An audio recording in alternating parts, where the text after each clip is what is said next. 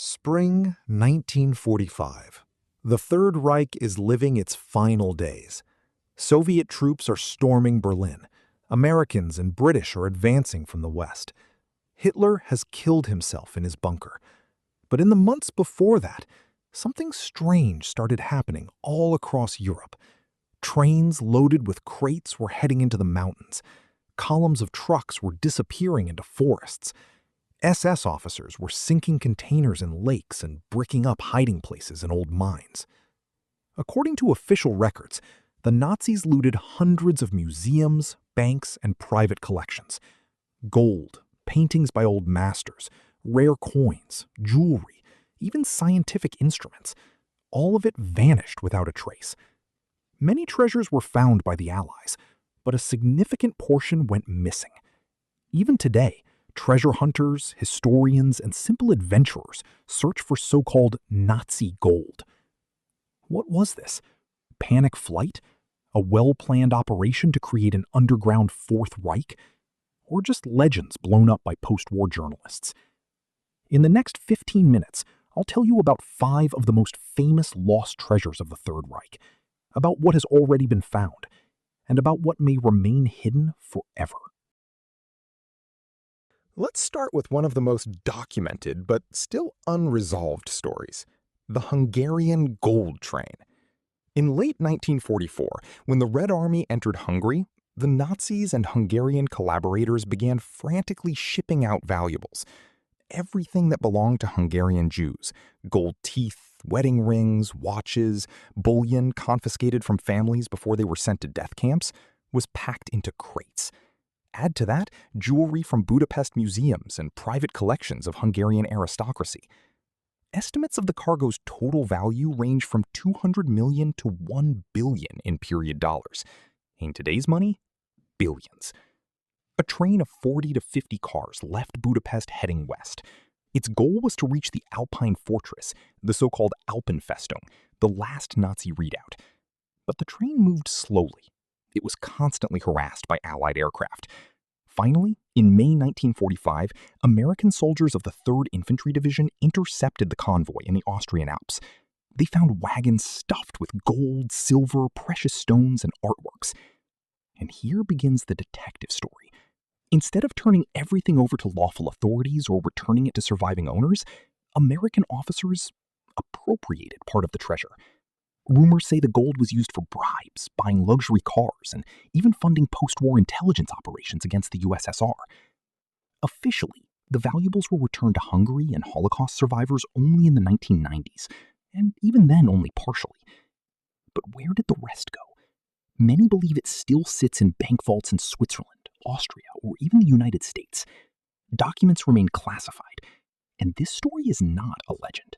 It's a fact. Just a fact that isn't talked about. Now we turn to the most famous lost treasure of World War II, the Amber Room. It's been called the 8th wonder of the world, a unique panel of about 55 square meters, entirely assembled from amber panels, gold leaf, mirrors, and precious stones. A gift from Prussian King Frederick William I to Russian Tsar Peter the Great in 1716. For centuries, it adorned the Catherine Palace in Tsarskoye Selo. In 1941, the Germans occupied Pushkin, then Tsarskoye Selo. They dismantled the Amber Room in just 36 hours and shipped it to Königsberg, now Kaliningrad. There it was displayed in the castle. But in 1944, as Soviet forces approached the city, the room disappeared. It was last seen walled up in the castle's basements. Then came the British bombing raid on Königsberg. The castle burned. The official version? The Amber Room perished in the fire.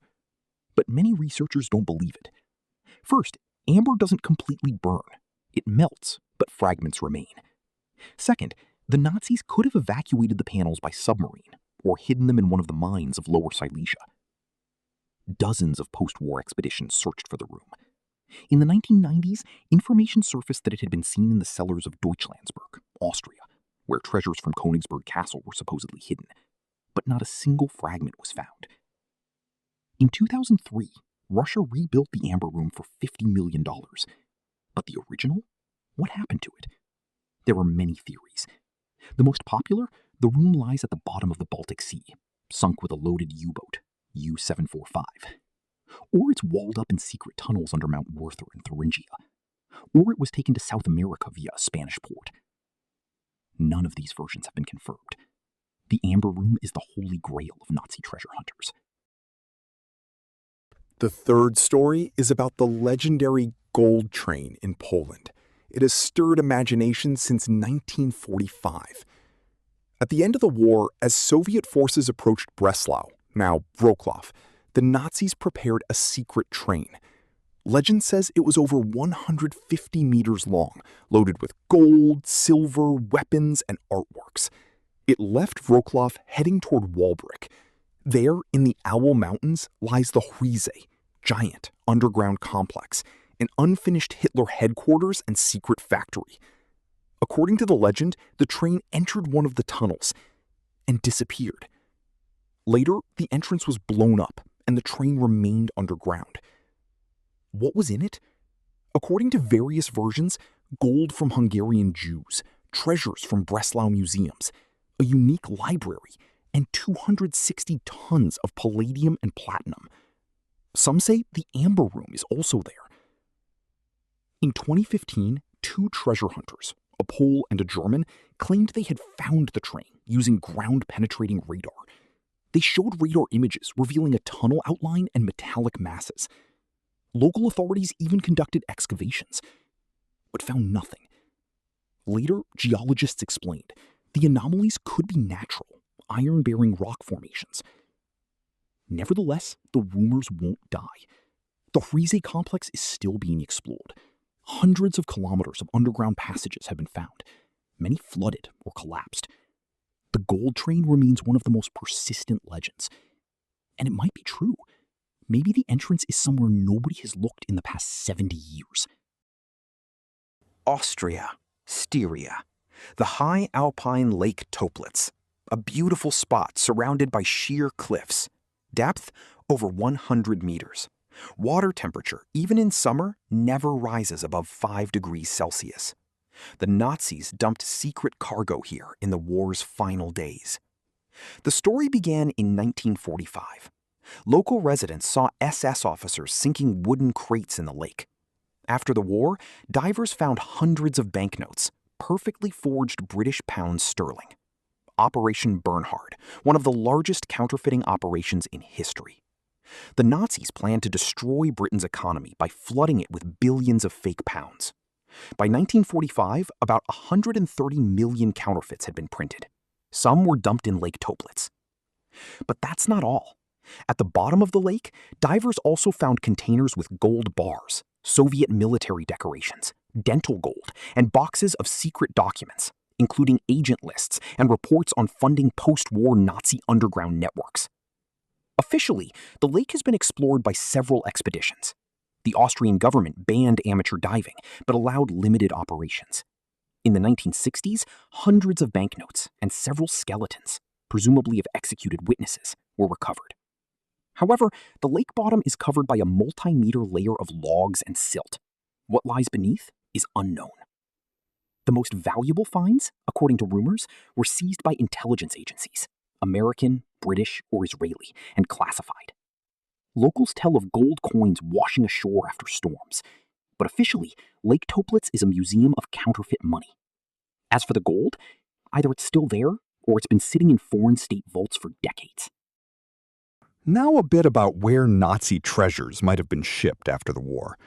It's known that the Odessa Organization, Organisation der SS-Angehörigen, helped former SS officers flee to South America. Eichmann, Mengele, Barbie, just the tip of the iceberg. But escape required money. Lots of money. One theory holds that months before the fall of Berlin, the Nazis shipped a large portion of the Reichsbank's reserves to Spain, and from there, by submarine, to Argentina and Chile. Researchers have found documents about secret Spanish freighter operations. In 1945, the Argentine port of Buenos Aires received several German U-boats. One of them, U-530, surrendered to the Americans in March 1945, but only after landing some cargo in Patagonia.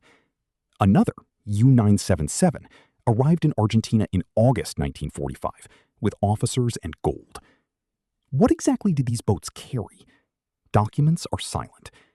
But Argentine customs officers from those years have spoken of containers filled with gold bullion stamped with Reichsbank markings. Later, in the 1990s, a bunker with Nazi symbols and storage space for crates was found in Misiones province, but it was empty. In Spain, under dictator Franco, Nazis settled as early as during the war. It's believed that gold looted from Hungary and Poland was stored in banks in Madrid and Barcelona, then partially moved to Switzerland or South America. The Spanish government has still not declassified its archives. What do we have? Hundreds of tons of gold missing from European bank ledgers, and trails leading to countries that don't reveal secrets for decades. So, what do we know for certain? The Nazis did steal colossal treasures. Part was found by the Allies, for instance, the salt mines at Merkers, where the Americans discovered over 6,000 paintings, tons of gold, and rare coins. But a significant portion vanished without a trace. Why haven't these treasures been found yet? Several reasons. First, many hiding places were deliberately destroyed, blown up, flooded, buried. Second, some of the valuables were re-hidden by the Allied intelligence services themselves to fund the Cold War. Third, official searches were often halted for political reasons. Nobody wanted to stir up the past. What's happening now? Dozens of treasure hunting groups operate in Poland, the Czech Republic, Austria, and Germany. They use ground-penetrating radar, underwater robots, and venture into abandoned mines. Over the past 10 years, several caches of weapons and documents have been found, but almost no gold. In 2020, a box of metals supposedly found in the Czech Republic turned out to be fake after expert analysis. Personally, I think the main treasures are either already divided among intelligence agencies and private collectors, or lie in places modern technology can't reach, deep underwater, under hundreds of meters of rubble. But treasure hunters never give up, because the search itself is an adventure. What if tomorrow a diver finds that very train car, or a map suddenly surfaces in some archive? Want more stories about WWY mysteries, historical enigmas, and unsolved treasures? Subscribe to the channel, hit like, and write in the comments. Do you believe the Nazi gold train exists? Or have you ever searched for treasure yourself? I read every comment. Thanks for spending these 15 minutes with me. Until next time, in the world of mysteries from the past.